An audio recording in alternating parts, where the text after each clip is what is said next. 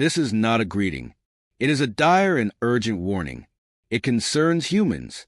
Humans are, by all accounts, profoundly average. Their intelligence ranks perfectly in the middle, neither exceptionally brilliant nor mind-numbingly foolish.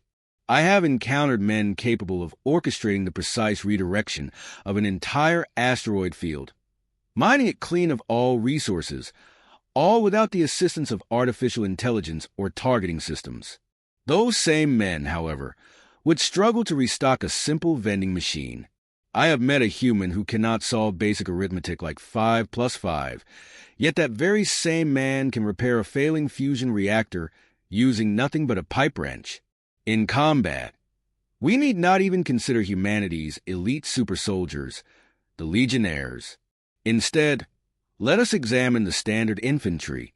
I know riflemen who, despite possessing an arsenal of devastating weaponry, fail to hit a target the size of a barn. Yet, hand them a mere blade, and they become an unstoppable force. Even a Manodon eviscerated drone would stand no chance. Conversely, a human sniper can strike a target the size of a coin from 2 miles away, in the midst of a hurricane. And yet, that same marksman would be utterly defenseless in a boxing ring. Humanity is the epitome of average. Yet paradoxically, they encompass the extremes of all known species. They are simultaneously the fastest and slowest, the most intelligent and the least, the fiercest warriors and the most peaceful pacifists. This unique balance allows them to seamlessly integrate into any society. A human can be found in almost any occupation, adapting effortlessly to any environment that aligns with their biology. Given time, resources, or simply a compelling reason, they will blend into a foreign society so thoroughly that they become indistinguishable from the native populace. But I do not come to sing their praises. I come with a dire and sincere warning. Humans are far, far more dangerous than even they themselves realize. While the average human is precisely that average, there exists one singular exception. They're young, juveniles, younglings, offspring. Call them what you will. All sentient species exhibit a protective instinct toward their young. To some extent, this is natural. But humans take it to an entirely different level. I speak of one particular human, Carrie. She was a crew member aboard my ship, hired on the recommendation of my harbor master. An utterly average human by all known metrics, she took the position of ship janitor. However, within weeks, she had bonded with the younglings on board, juvenile Rexus, Axony, and others. She became their caretaker, their babysitter, as she called it. She cleaned the ship, stocked vending machines, and in her spare time, played with the children. We never questioned this. Humans, after all, are naturally social and trustworthy. I believed them to be abnormally normal, until the day I discovered the one defining aspect of their nature that elevates them beyond all others. This single trait renders them either the greatest allies in existence or the most terrifying enemies imaginable. During a routine cargo trip, my crew transported red spice and medical supplies to a human outer world colony. We were ambushed by a notorious gang of Ronnie pirates, the King's Masons. Yes, those King's Masons. The same faction that single-handedly annihilated a Federation escort fleet and held the Ronnie Queen hostage for 2 months. They hailed us over comms. Stand and deliver. They demanded before disabling our ship systems with an ion barrage.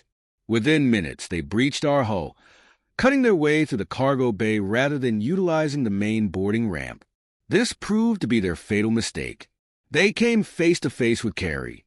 As the pirates ransacked our cargo and forced their way into personal quarters, one unfortunate soul encountered Carrie and the children under her protection. She refused to surrender. He struck her hard. She still refused. She ordered the children to hide, calling it a game of hide and seek. The pirate made an offhand remark about how he'd enjoy making juvenile-flavored soup. That was his final mistake. With a shriek of unbridled fury, Carrie lunged at him.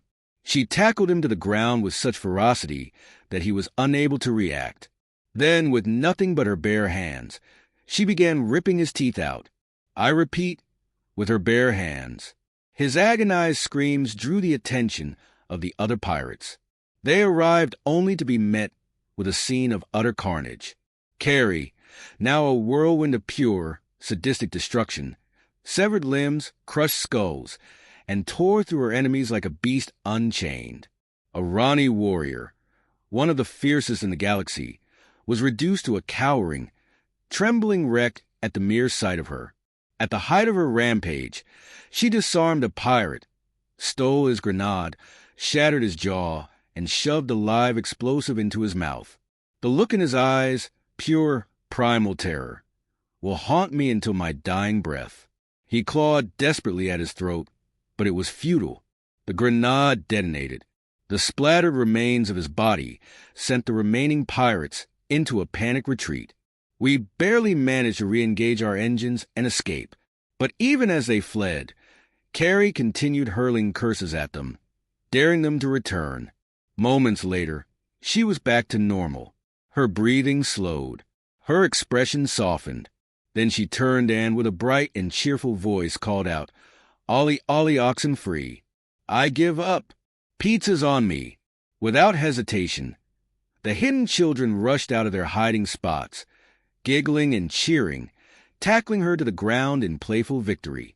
We recounted everything to the human fleet that responded to our distress call. Their reaction? A mere shrug. She went easy on them, they said. I have spent over 200 hours researching this phenomenon, and every piece of evidence points to the same conclusion.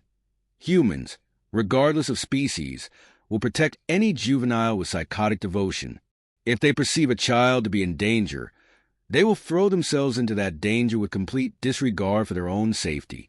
This behavior is not a coincidence.